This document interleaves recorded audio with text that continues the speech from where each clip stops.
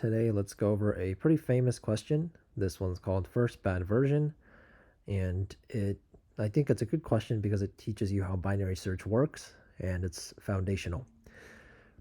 So, you are a product manager and currently leading a team to develop a new product. Unfortunately, the latest version of your product fails the quality check. So each version is developed based on a previous version, so all versions after a bad version are also bad. So you want to find the first bad one, which causes all the other ones to be bad. And you want to return the one that causes all the other ones to be bad, but you're given an API here to return whether the current one is bad or not. So let's simulate this. So let's say n is going from 1, 2, 3, 4, 5, and 4 is the bad one.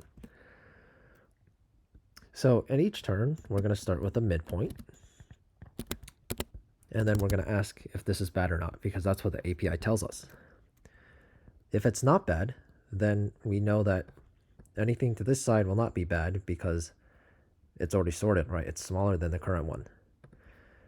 On the other hand, if this one is bad, then we don't want to go right because we want to find the first bad version.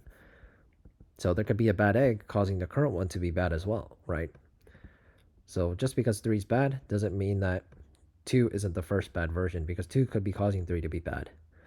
And so in that case, we move the right pointer down from this side, right? If this is not bad, then that's the case where we move the left pointer up. So cool. Hopefully this makes sense. So again, we're starting here. And now let's try to solve it. So you know that the constraints are going to be 1. It's not starting from 0. So let's define the small and the large to be 0 or 1, and then n, right? So n is the biggest number. It's the last possible first bad version. And then let's say, while small is less than or equal to large, because we don't want to miss results here, let's define a midpoint, right? Midpoint would be small plus large divided by 2. So now that's the 3 we're finding. And now we use their API if is bad version mid, right? This will return a true or false if it's bad or not. That's all it tells you, if it's bad or not. If it is bad, then we can move down because we know the first bad version is not going to be anywhere to the right because we already know this one's bad. In the worst case, this is the first bad version.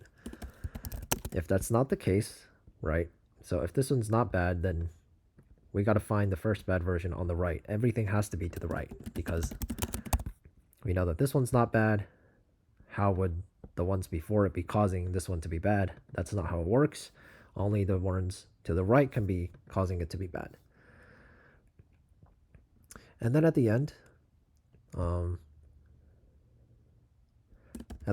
we can just return left because left is going to be the first bad version. Eventually, these 2 pointers are going to meet, and it's going to close the loop onto which one's going to be bad because left can't be larger than right, right? Let's call this large and small and small. And as you can see, it works and it's pretty efficient. Again, the idea is that you close the loop between left and right pointers until you find a bad version, and the smaller of the two is going to be your answer. So hopefully this made sense. This is a Boolean, closing the points, finding the midpoint every time. And these are not indexes, these are numbers in this case. So hopefully that makes sense. So thank you for watching and stay tuned for more.